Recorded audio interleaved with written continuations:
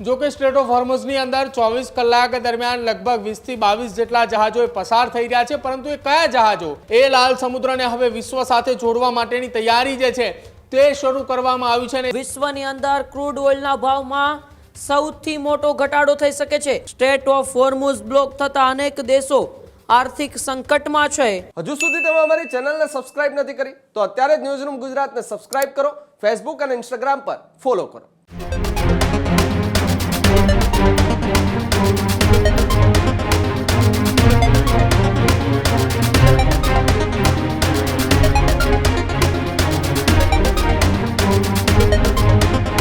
નમસ્કાર, આપ જોઈ રહ્યા છો ન્યૂઝરૂમ ગુજરાત અને આપની સાથે હું છું માંગ. મહત્વપૂર્ણ સમાચારો પર સીધી નજર કરીએ તો વૈશ્વિક પરિસ્થિતિ તણાવભરી બની ગઈ છે અને આ બધા વચ્ચે ક્રૂડ ઓઇલને લઈને સૌથી મોટા સમાચાર અત્યારે સામે આવી રહ્યા છે. વિશ્વની અંદર ક્રૂડ ઓઇલના ભાવમાં સૌથી મોટો ઘટાડો થઈ શકે છે. અમેરિકા ઈરાન યુદ્ધની સ્થિતિ વચ્ચે મિડલ ઈસ્ટથી આ મોટા સમાચાર. સ્ટ્રેટ ઓફ હોર્મુઝ બ્લોક થતા અનેક દેશો આર્થિક સંકટમાં છે. દુનિયાના અનેક દેશોએ નવા દરિયાઈ પરિવહન માટેના માર્ગની પણ શોધમાં છે. સાઉદી અરેબિયાના પોર્ટ્સ ઓથોરિટીએ નવો માર્ગ ખોલ્યો છે. જેદાહુ ઇસ્લામિક પોર્ટ પર અમીરાત શિપિંગ લાઇન દ્વારા નવી શિપિંગ સેવા શરૂ કરવામાં આવી છે. દેશના સૌથી મોટા લાલ સમુદ્ર બંદરને ભારત સહિત અન્ય દેશો સાથે જોડશે. ક્રૂડ ઓઇલ અને પોર્ટ માટે સૌથી ઉપયોગી બનશે જેહાદ ઇસ્લામિક પોર્ટ. જેદાહ ઇસ્લામિક પોર્ટ હવે આવનારા સમયમાં સ્ટ્રેટ ઓફ હોર્મુઝની જગ્યા લેશે, કારણ કે સાઉદી અરેબિયાએ આ વૈશ્વિક પરિસ્થિતિ જે તણાવભરી બનતી જઈ રહી છે ને એ તણાવભરી પરિસ્થિતિને લઈને અનેક દેશો ઉપર આર્થિક સંકટ આવી ગયું છે. આ આર્થિક સંકટને ઘટાડવા માટે સાઉદી અરેબિયાએ નવો માર્ગ એ શોધી કાઢ્યો છે ને જે ક્રૂડ ઓઇલ $100 પાર પહોંચ્યું છે તેમાં ઘટાડો આવી શકે છે. વધુ માહિતી માટે ન્યૂઝરૂમથી પ્રદીપ મારી સાથે જોડાયેલા છે. પ્રદીપ, સ્ટ્રેટ ઓફ હોર્મુઝ બંધ થતા અનેક દેશોને મોંઘવારીનો માર સહન કરવો પડ્યો હતો. ભારતમાં પણ પેટ્રોલ ડીઝલના ભાવ એ 100 પાર થઈ ચૂક્યા છે, પરંતુ હવે સાઉદી અરેબિયા છે તેઓ જેદાહુ પોર્ટને એ સ્ટ્રેટ ઓફ હોર્મુઝની જગ્યા આપશે અને જો કદાચ એવું બને તો પછી જે ક્રૂડ ઓઇલ $100 પાર પહોંચ્યા છે એ ફરી એ 70-75 ની આસપાસ આવી શકે તેવી અત્યારે સંભાવનાઓ વ્યક્ત કરવામાં આવી રહી છે. બિલકુલ ઉમંગ, છેલ્લા 3 મહિના કરતાં વધારે સમયથી કેટલાક દેશોની અંદર આર્થિક કટોકટી, આર્થિક સંકટની વચ્ચેથી પસાર થઈ રહ્યા છે. તેની પાછળનું એકમાત્ર એ કારણ છે કે મિડલ ઈસ્ટની અંદર ચાલી રહેલી તણાવ પરિસ્થિતિ કે જેના કારણે સ્ટ્રેટ ઓફ હોર્મુઝ એ બંધ છે. જો કે સ્ટ્રેટ ઓફ હોર્મુઝની અંદર 24 કલાક દરમિયાન લગભગ 20 થી 22 જેટલા જહાજો પસાર થઈ રહ્યા છે, પરંતુ એ કયા જહાજો?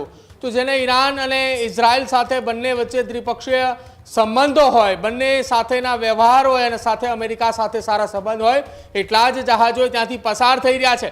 પરંતુ બાકીના કેટલાક દેશોના જહાજે ત્યાં બ્લોકેજ છે, જેના કારણે ક્રૂડ ઓઇલના ભાવની અંદર સતત કેટલાક દેશોની અંદર વધારો થઈ રહ્યો છે. ઇમ્પોર્ટ એક્સપોર્ટની એ સ્થિતિ એ નબળી પડી છે, જેના કારણે પણ ભાવની અંદર વધારો થયો છે. આર્થિક કટોકટી વચ્ચે કેટલાક દેશો એ ચાલી રહ્યા છે અને તે તમામની વચ્ચે ભારતની જો વાત કરીએ તો પેટ્રોલ ડીઝલના ભાવ એ $100 પાર પહોંચ્યા છે. જોકે આ તમામની વચ્ચે સાઉદી અરેબિયાનો પણ કેટલાક ભાગ એ મિડલ ઈસ્ટના એ તણાવ પરિસ્થિતિ વચ્ચે હોવાના કારણે હવે તેમને વધુ એક પોર્ટને એ મંજૂરી આપી છે કે ત્યાંથી એ અન્ય દેશોની સાથે પોતાના વ્યવહારો ચાલુ કરે, જેની અંદર ભારત સહિતના એ દેશો જે છે તેનો સમાવેશ કરવામાં આવ્યો છે અને તેનો રસ્તો એ ખૂબ અલગ તરફથી જઈ રહ્યો છે. એટલે કે સાઉદી અરેબિયાનો એક ભાગ એ સ્ટ્રેટ ઓફ હોર્મુઝના ભાગની અંદર છે, ઓમાનની ખાડી તરફ છે, તો બીજો ભાગ એ યમાનની ખાડી તરફ આવેલો છે કે જ્યાંથી જેદાહ પોર્ટ, જેની શરૂઆતી કામગીરી કે જે લાલ દરિયા તરીકે ઓળખાય છે, લાલ સમુદ્ર તરીકે ઓળખાય છે, એ લાલ સમુદ્રને હવે વિશ્વ સાથે જોડવા માટેની તૈયારી જે છે તે શરૂ કરવામાં આવી છે. અને જો શરૂઆતના તબક્કાની અંદર પ્રાથમિક ધોરણે એકાદ મહિના પૂરતી જો એ કામગીરી શરૂ કરવામાં આવે ને સફળ પરીક્ષણ થાય તો આવનારા સમયની અંદર એ સૌથી મોટો વેપાર માટેનો રાજદ્વાર બને તેવી સંભવત શક્યતા વ્યક્ત કરવામાં આવી રહી છે. લગભગ જો કિલોમીટરોની અંદાજો લગાવવામાં આવે તો મિડલ ઈસ્ટની અંદરથી ઓમાનની ખાડીમાંથી નીકળતા એ જહાજો એ ભારતના મુન્દ્રા પોર્ટ ખાતે પહોંચે છે અને સાથે જ જેદાહ પોર્ટ ઉપરથી નીકળતું એ કોઈ જહાજ નીકળે છે તો તેની અંદર લગભગ 1100 થી 1200 કિલોમીટર કરતાં પણ વધુ સમુદ્રી અંતર એ બને તેવી સંભવત શક્યતા છે, પરંતુ તેની સામે ક્રૂડ ઓઇલના ભાવની અંદર સસ્તા કિંમતની અંદર બેરલ એ ક્રૂડ ઓઇલના મળે તેવી પણ શક્યતા વ્યક્ત કરવામાં આવી રહી છે.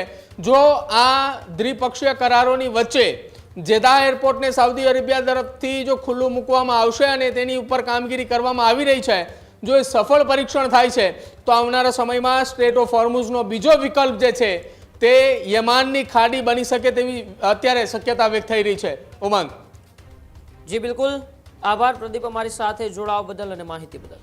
હજુ સુધી તમે અમારી ચેનલને સબસ્ક્રાઇબ નથી કરી તો અત્યારે જ ન્યૂઝરૂમ ગુજરાતને સબસ્ક્રાઇબ કરો, ફેસબુક અને ઇન્સ્ટાગ્રામ પર ફોલો કરો.